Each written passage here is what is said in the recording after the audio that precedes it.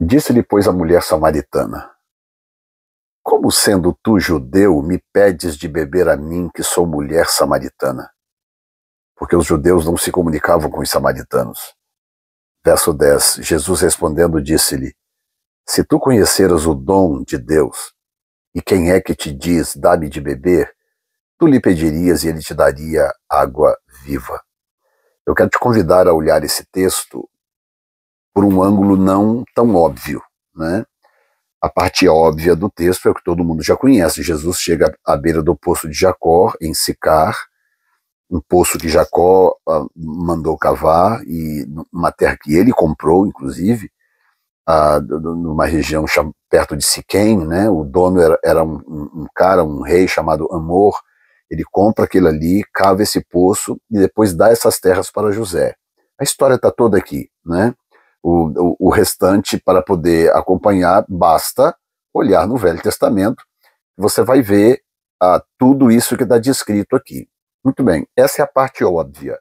O que não está óbvio aqui? Bom, a primeira coisa que eu quero que você entenda é que judeus e samaritanos, além de raça, eles funcionavam como uma espécie de denominação religiosa.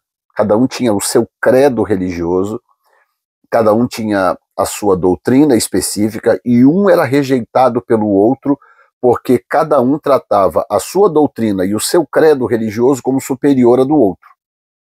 Então, o samaritano era desprezado pelo judeu, porque o judeu sempre achou que ele é a raça pura, ele é a religião perfeita e os demais não. E os judeus eram rejeitados pelos samaritanos, porque os samaritanos entendiam o seguinte: não, o lugar certo é o Monte Gerizim, que está aqui perto. E outra coisa, esse poço aqui foi do nosso pai Jacó, então a adoração tem que ser do nosso jeito, não pode ser do jeito de vocês. Então ficava essa briga, essa confusão, esse litígio, né? Vou colocar desta forma, denominacional entre judeus e o povo de Samaria, né? Os samaritanos. Então o que acontece? Quando Jesus chega nessa região, ele chega nesse poço, e a mulher vem até ele, e aí ele pede de beber, e quando ele pede de beber com a maior naturalidade, ele chega para a mulher e fala com: você pode me dar um pouco de água? Quando ele fala assim, a mulher frisa, a mulher para, congela e fala assim: mas não estou entendendo. Como que pode você ser judeu e estar se comunicando comigo que sou samaritana? Está pedindo água para mim que sou samaritana?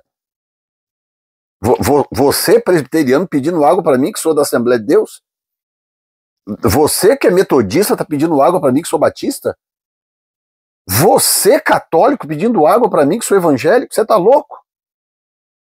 Você está doido? Você, evangélico, pedir água para mim que sou católico? Você é da igreja tal, você que é do avivamento, pedir água para mim que sou tradicional, você, e assim vice-versa. Então eu quero que você veja isso aqui como se fosse uma guerra de denominações, porque além de raça, o que havia ali eram credos religiosos, que disputavam território para saber qual religião era melhor, qual denominação era melhor, era mais santa, era mais divina. E aí Jesus demonstra o quanto que ele despreza essas coisas.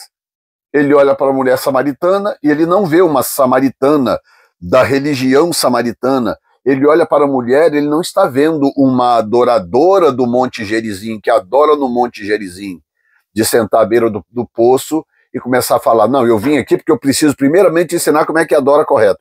Eu preciso ensinar onde que adora direito, qual igreja que você deve ir. Você não pode ficar adorando aqui no Monte Gerizim. Não pode.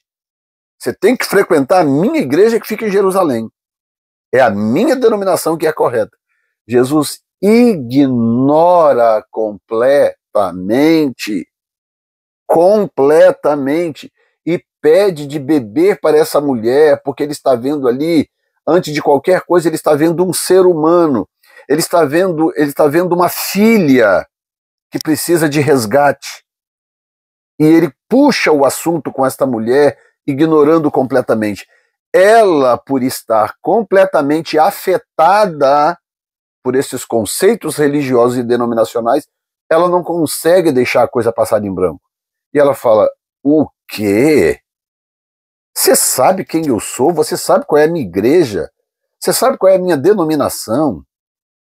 Você sabe qual é a minha religião? O senhor sabe aonde que eu adoro? Como que é o nosso culto aqui? Ela não entendeu, primeiro que ela não o conhecia até então, e por não conhecê-lo, ela não entendeu o que estava acontecendo. Aí no versículo 10, Jesus diz assim: se tu conheceras o dom de Deus, e quem é que te diz, dá-me de beber, tu lhe pedirias e daria água viva. Aqui na palavra dom, existe uma palavra grega chamada doreia, né? Se tu conheceras o doreia de Deus, e quem é que te pede, quem é que te diz, dá-me de beber, tu lhe pedirias e lhe darias, e ele te daria água viva. Guarde esta palavra, doreia, porque eu quero te mostrar aqui algo em outro texto, que é o texto de Efésios, capítulo 4, vamos a partir do versículo 8. No versículo 8 de Efésios 4, ok, deixa eu abrir aqui no dicionário, aqui, ok, versículo 8, né? No versículo 8, eu vou ler primeiro o versículo para você e depois você vai entender algo que está acontecendo aqui. Diz assim, pelo que diz Efésios capítulo 4, versículo 8, subindo ao alto, levou cativo o cativeiro e deu dons aos homens. Ok? Esse é o versículo 8, dizendo que Jesus subiu ao alto, levou consigo cativo o cativeiro e ele deu coisas aos homens, deu dons, dádivas aos homens. Tá? Aqui está a palavra dom. Quando chega no versículo 7, um versículo antes, Paulo diz assim, mas a graça foi dada a cada um de nós segundo a medida do dom de Cristo. Agora é o dom de Cristo. Então, olha bem, duas palavras dons aqui em dois versículos de diferença. A palavra dom no versículo 7 e a palavra dom no versículo 8. Um versículo grudado no outro. A pergunta é, será que Paulo usou a mesma palavra no grego? Se para nós está traduzido dom e um versículo está grudado no outro, seria muito lógico se a palavra no grego fosse a mesma. O problema é que não é a mesma palavra. No versículo 7, diz que ele subiu ao alto, levou cativo o cativeiro e deu, no versículo 7, diz que ele deu doma. Doma é a palavra grega, D-O-M-A, deu doma aos homens. E a palavra doma, ela é traduzida como dádivas, presentes, dons, coisas que se dá para o outro. Então essa é a palavra doma.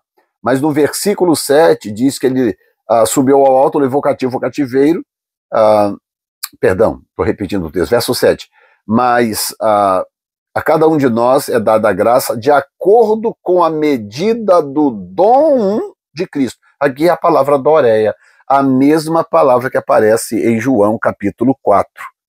Então, quando ele fala do dom de Cristo, Paulo usa a palavra doreia. Quando ele fala de dons que o Senhor deu para os outros, ele me deu o dom X, o dom Y, eu tenho o dom de mestre, o dom de apóstolo, o outro tem o dom profético, o dom nessa área. Isso no grego é doma.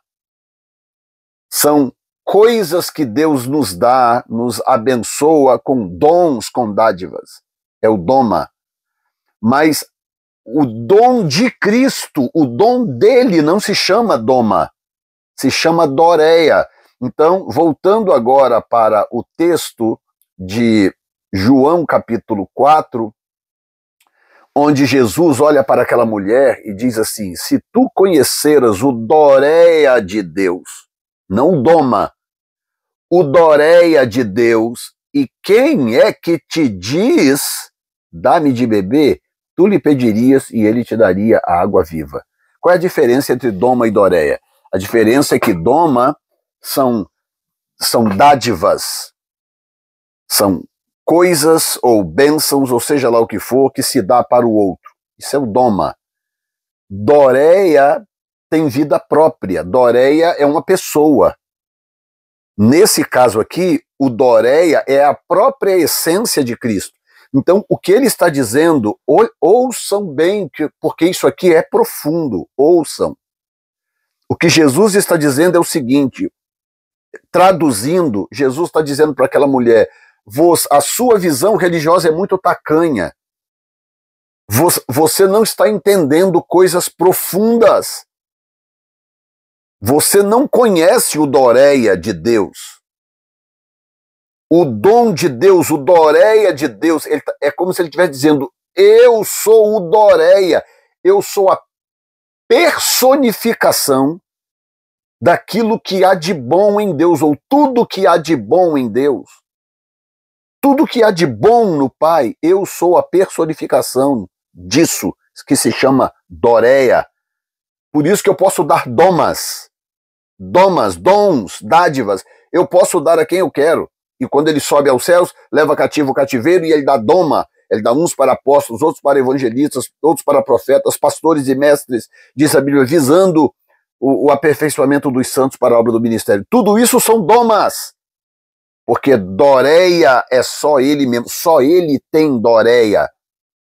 A Doreia pertence a ele. Então ele está dizendo, se você conhecer o Doreia de Deus, se você soubesse quem sou eu, se você conseguisse me enxergar além da sua denominação samaritana, se você conseguisse me enxergar além da minha denominação judaica, se você entendesse quem eu sou, se você saísse dessa superficialidade, como que a sua vida mudaria? Porque você iria me pedir e eu te daria água viva.